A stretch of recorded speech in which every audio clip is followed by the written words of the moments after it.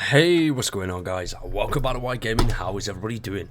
So we are back again today with some more Generation Zero. And the plan today is pretty simple.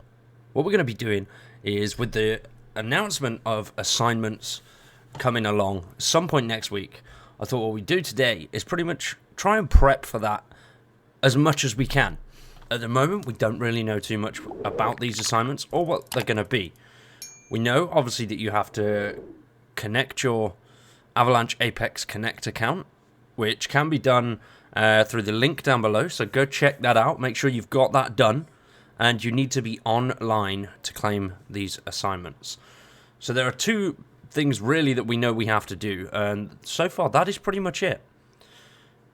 Now, they shared this image of what looks like the little laptop on the table. I'm assuming we're either going to have to head to one of these. I don't know whether they're going to be dotted everywhere or they'll be in a different location every day. Maybe at a safe house and you'll have to find them. Obviously, this one looks like it's in a warehouse. Which warehouse that could be, don't know. There's plenty of warehouses in the game.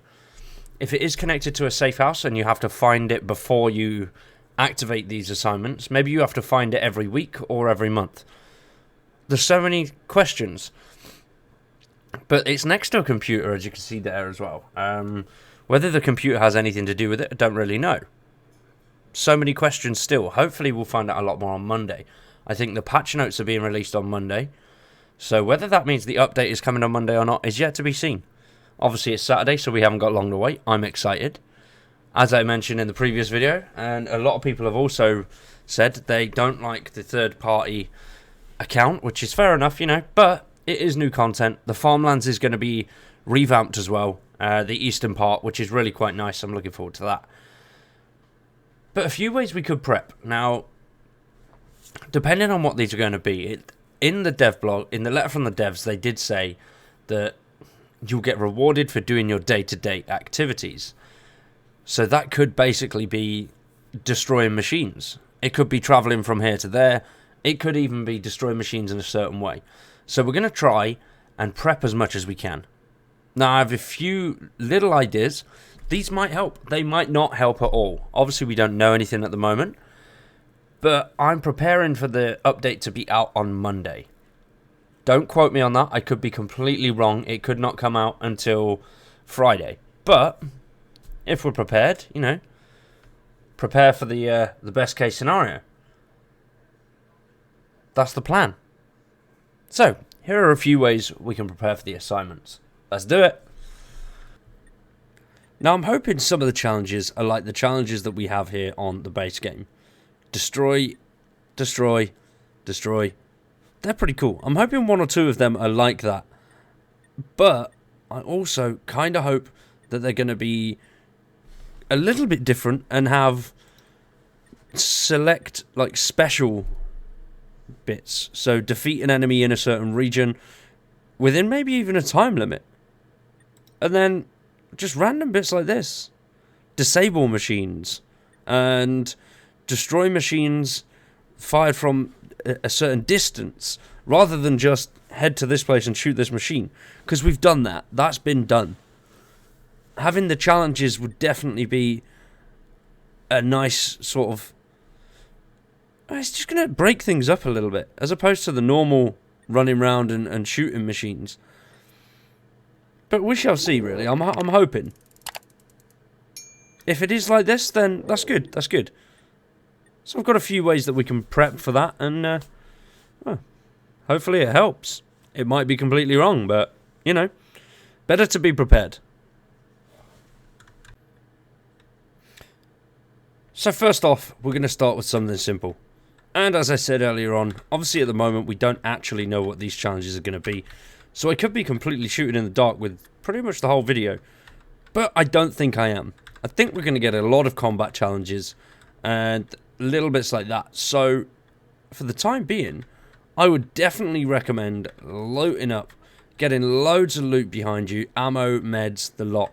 We could potentially see some collection missions. I would like to see little bits like that. So collect certain items and take them to the laptop and maybe give them in there, and then that gives you a reward of some sort. So looting's really going to help if that is one of them. Even if it's not, you're going to have a lot of loot there for your combat missions and things like that anyway. So, really, the best place is just bunkers. Keep an eye out for bunkers. Keep an eye out for all that kind of stuff. And another point which should be coming across whilst looting is weapon boxes. Or weapons. Just grab any weapons you can. If you've got that spare weight or even a mule character, pick up loads of weapons. I feel like we're going to have some challenges around sort of weapons and using different weapons against enemies.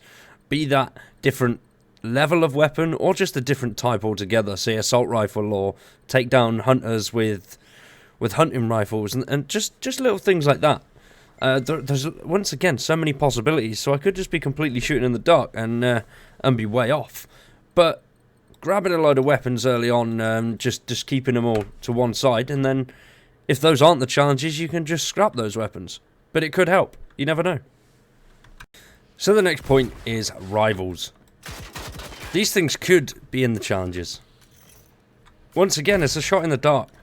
But you never know. There could be a challenge along the lines of either spawn a rival or kill rivals.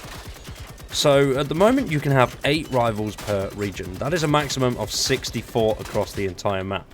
So what I would recommend doing is heading out and getting maybe 3 or 4 in each region and just holding them there until the update gets here. They could come in handy. They might be completely useless. But even if they're useless, you've got something nice to farm later on and potentially get some good weapons out of it. At least if you've got those rivals there, they're ready to go, and you can use them as and when you want them.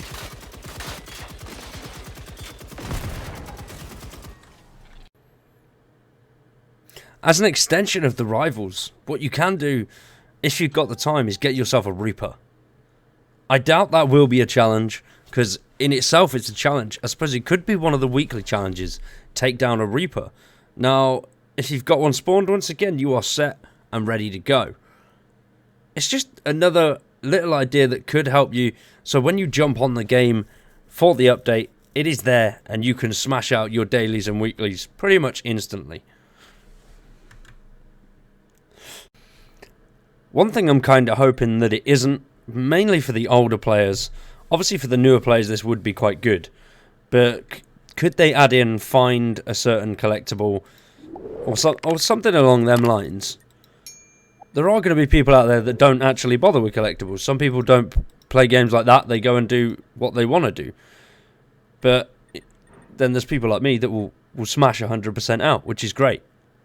So I'm hoping that they don't move into that area, because then that sort of alienates quite a large proportion of the player base. So whether they do that or not, once again, is yet to be seen. There's just so much. The anticipation is killing me. I want to know what we got to do. But then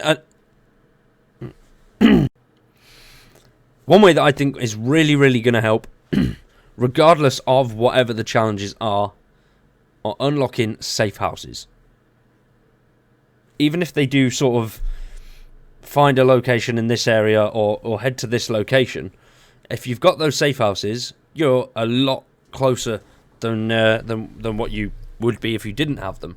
And also, once again, as you could see from the briefcase earlier on, it looks like it's in a warehouse, and there are quite a few warehouse safe houses. So if you've already got them all there, you just got to log on, and if it doesn't tell us where it is, once again, we can just fast travel to the warehouses, because the photo, it's clearly in a warehouse. So we just fast travel from one warehouse to the other until we find it. I do hope that, well, I kind of hope they don't tell us where it is and we have to find it. But then at the same time, it's a big old map and it could take a long time. Whether it's going to be in a different place for different players as well is that's quite a unique approach if they did do that. I mean, everything else so far has been in the same place for everybody, but I don't know. I really don't know. It's very confusing, you know. I don't know what they're going to do. Because it's going to mix up the day-to-day, but... But then again, having all the safe houses could... Same as the collectibles, shaft us a little bit. Because it could be unlock one safe house or something like that. But if they did, that's going to alienate people again.